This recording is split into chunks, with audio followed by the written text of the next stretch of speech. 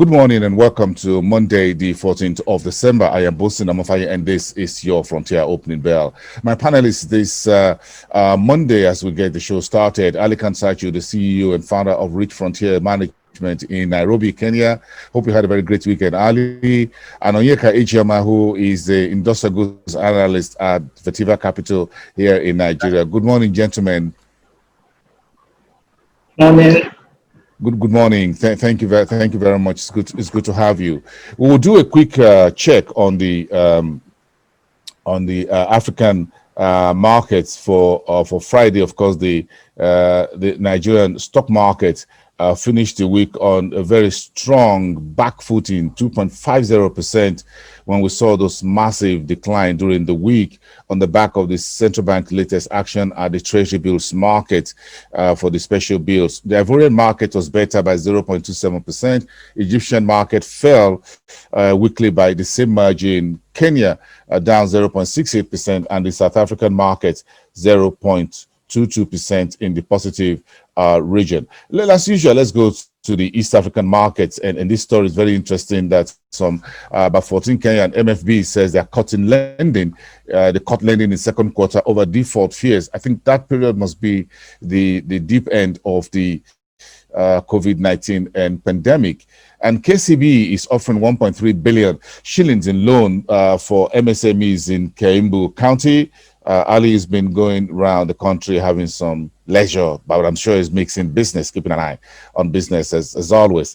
And Ethiopian banks have started issuing international debit cards to travelers. This came just a few days after Ethiopia now allows foreigners and citizens in Ethiopia to open domiciliary accounts, of what we call foreign currency account, just as the Tigray region crisis begin to get a less of a front page news. Ali, good morning.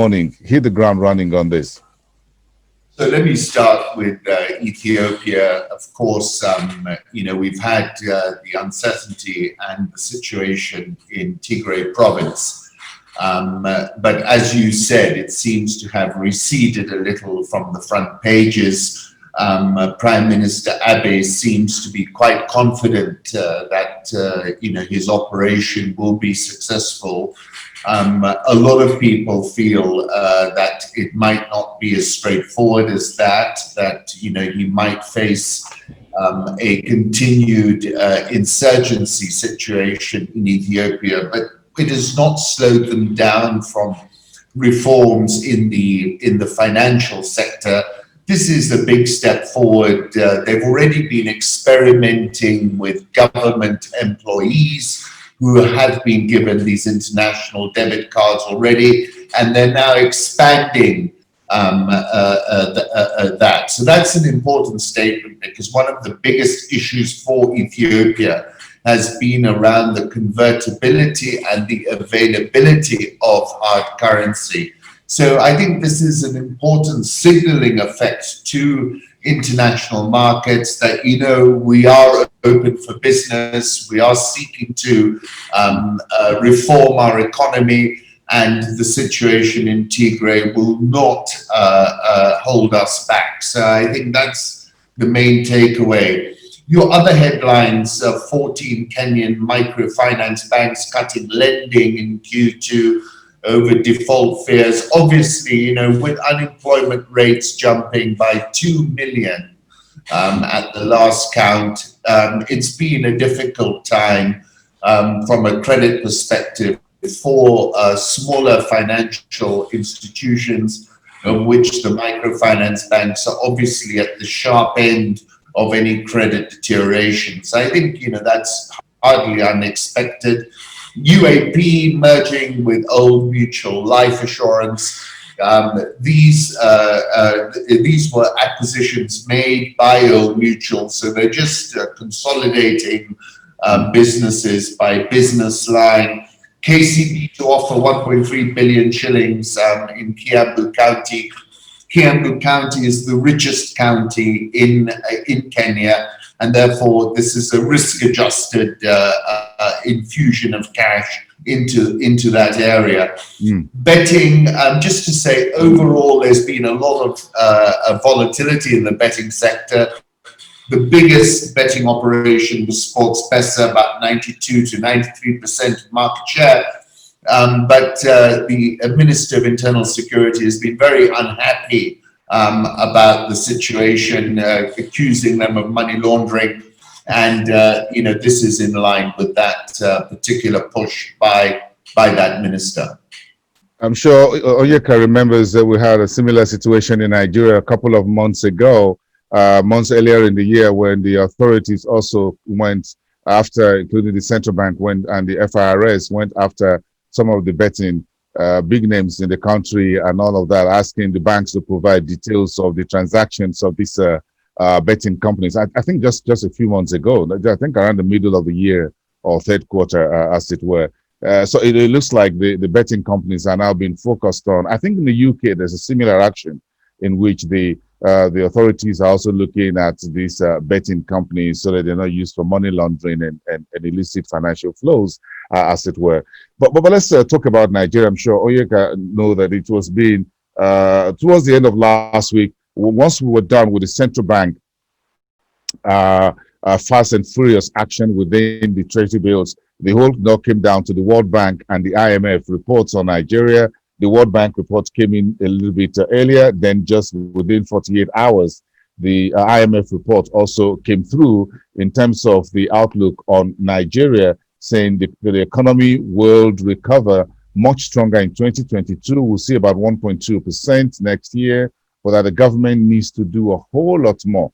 By the way, some of the reforms by the administration was duly recognized in the IMF Article 4 consultation report. But the big news is where money is going to come from. So today, the World Bank is presenting Nigeria's $1.5 billion Nigeria Cares loan to the executive board in Washington. This has nothing to do with budgetary support. This is just for the Nigeria Cares program, which is to do with the COVID-19 pandemic period.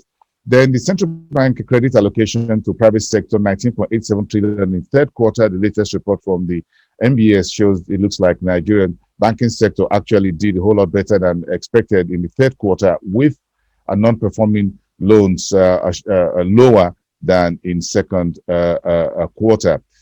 So that's let me just get this through to you.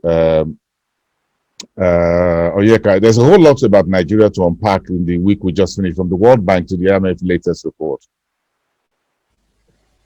Yes, there is quite a lot to unpack. But one key thing is that both of them seem to follow very similar themes. Both of them call for broad sweeping reforms across the monetary and fiscal space. The World Bank report is a little more green and a little less optimistic than the IMF report. I believe that the World Bank was focused more on highlighting GDP per capita expected GDP per capita deterioration across the next 2 years. The expectation is that over the next 2 years we should see GDP per capita fall back to 1980 levels, due to the effects of the COVID-19 pandemic. And they had some very dire warnings for the country, basically stating that the actions of the government and the actions of the corporate spaces will basically determine whether the economy is going to bounce back from this or basically unravel. What we've seen in certain economies like Venezuela and Argentina to an extent in the past 5 years. And it had for the Nigerian government. So, I mean, we should all expect that these are things that the government already has in mind. Now, the IMF themselves talked about their expectations for their forecast for the economy this year and next year. They still expect the economy to contract this year and are now expecting only a 1.2% expansion in 2021, which is down from their previous forecast.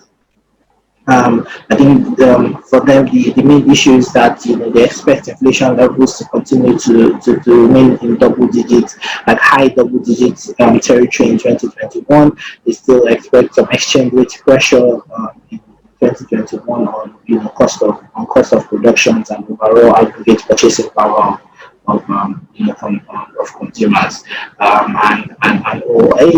lot of it is very pessimistic. And the key thing that many of them keep talking about is the exchange rate liberalization for the country. And I think the general consensus over the past since 2016 has been that the floating exchange rate system will be preferable for Nigeria. We've seen like in 2016 we're in a very similar situation with Egypt, and I think Ali is like the biggest cheerleader for Egypt right now, and that one of the main reasons they've been able to achieve a more stable economy since that point has been because they were able to take decisive actions over their exchange rate policy. But the problem for the Nigerian government, and is one that I sort of empathize with, is that a lot of this has severe short-term implications. The country is not, Nigeria is not suddenly going to become an exporting nation, in like a net exporting nation in the next 3 to 5 years. We're not suddenly going to become less import dependent in the next 3 to 5 years. We don't have alternative manufacturers of key products. So by the time, if we do liberalize the exchange rate and we see exchange rates move up to where the parallel market is at the moment, we might the impact on everyday Nigerians is going to be very significant, as we should see cost push inflation push cost very much significantly higher. That said, we're strengthened by the $1.5 billion World Bank loan that should be coming in. I think only $750 million is meant for COVID-19 support. The remaining $750 million is to support an accountability, transparency, and accountability project, which the government is working on, which is very important. By the way, also. Yes. Yeah. Yes, you're very correct. A whole lot has to happen to float the exchange rate. When you look at Egypt, by the way, it's been a whole lot of years of industrialization, making sure there's electricity and power to power the economy and all of that. So you need a bit of a backbone there to do that.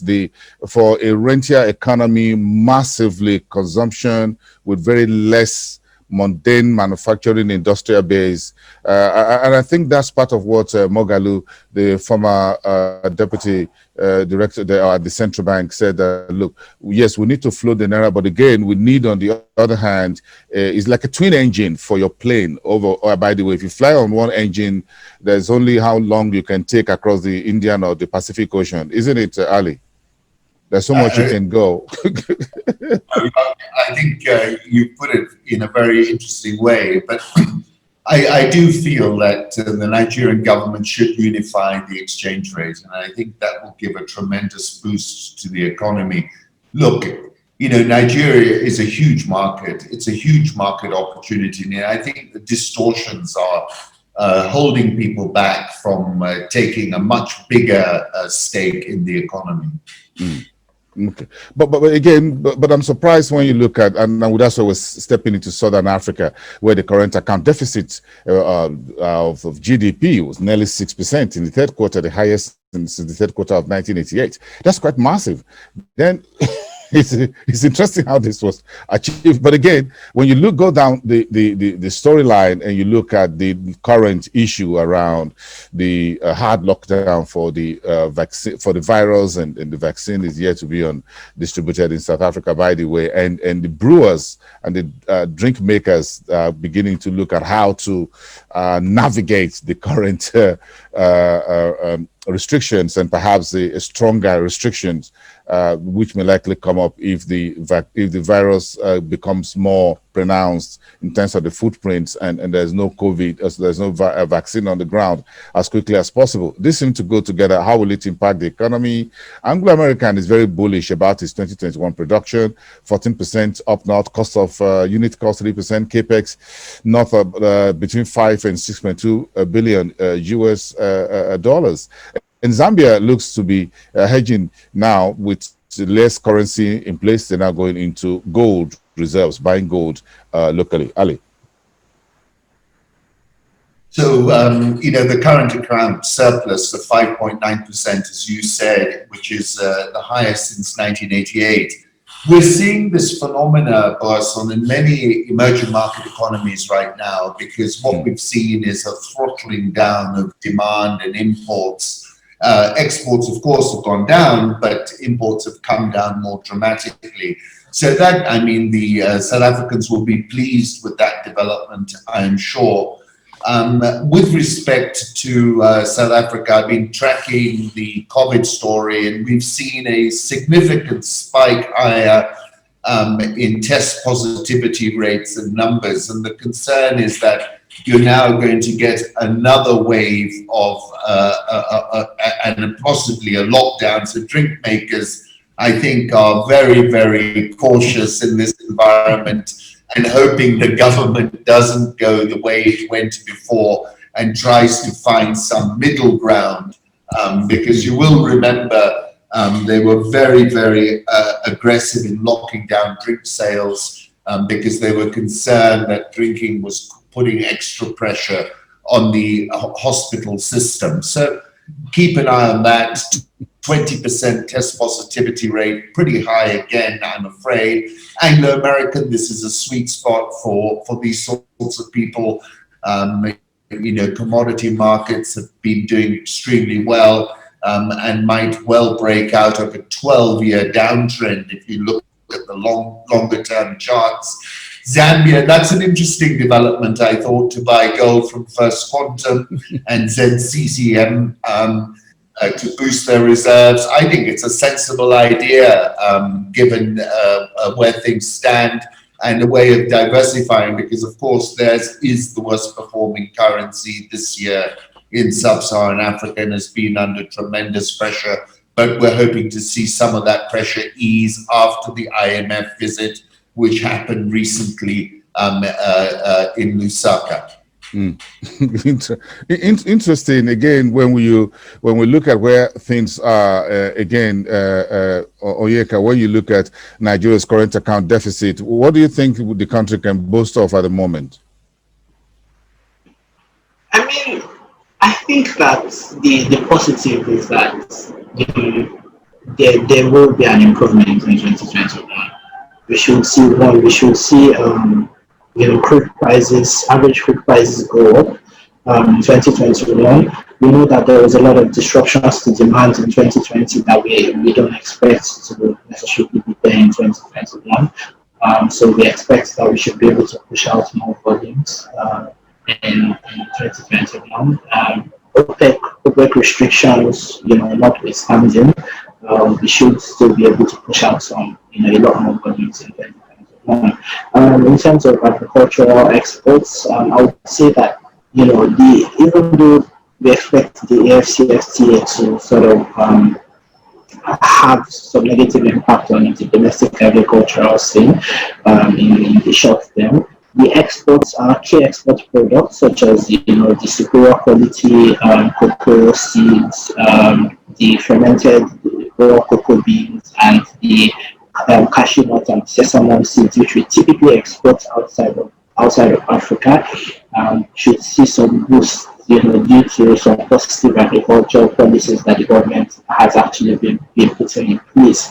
So in terms of that, yes, we will see there are some positives, but I think the exchange rate issue just sort of all those positives seem to pale in comparison to the exchange rate issue, like we talked about before. We're still an import-dependent economy, and the higher the exchange rate, especially because a lot of people cannot access the FX at the official Okay, Onyeka, thank you so much. We're trying to explain how the whole some of this current accounting will play not just for Nigeria but a few other African sovereigns. When we try to wrap it up on the North African space with the stories, I was interested so much on the story about Morocco with the Nipro Medical Corporation from Japan setting up in Morocco. I'm sure, Ali, this is one big news considering the fact that it looks like everyone is heading to Morocco from the Western Hemisphere to the east. So it looks like that's a destination right now for everyone who wants to do a whole lot on the continent. And the Egyptian chemical industry is reporting losses during the first quarter of its period 2020-2021. The Egyptian authorities are planning to exit some of the companies and offer others on the Egyptian stock exchange, try to reduce government business, government foothold in the business area, and allow the private sector to take the lead. Ali, I guess this is what the Sisi's administration, President Sisi, is trying to achieve. Yes, I think this is perfectly right and proper. They are looking to encourage more listings on the stock exchange. They're looking to reduce some of their positions in some of these companies, and I think that that is entirely appropriate. Probably excite the stock exchange a little bit as well. So that's a positive. The Morocco story. Look, we had this recent development.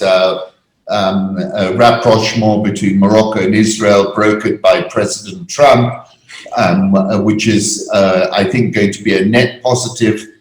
But, Morocco is a developed economy, and it continues to snag foreign direct investment in reasonably sophisticated areas. And I think that will remain a positive trend going forward, both for Morocco and for Egypt, because they've both been very astute and aware of how to make themselves attractive for international investors as an entry point also into the African continent.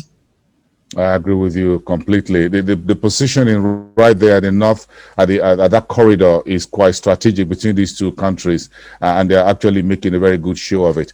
On a final note, for about 30 seconds, so you can give me your sense of today's trading day for what's your outlook for the week for the Nigerian market?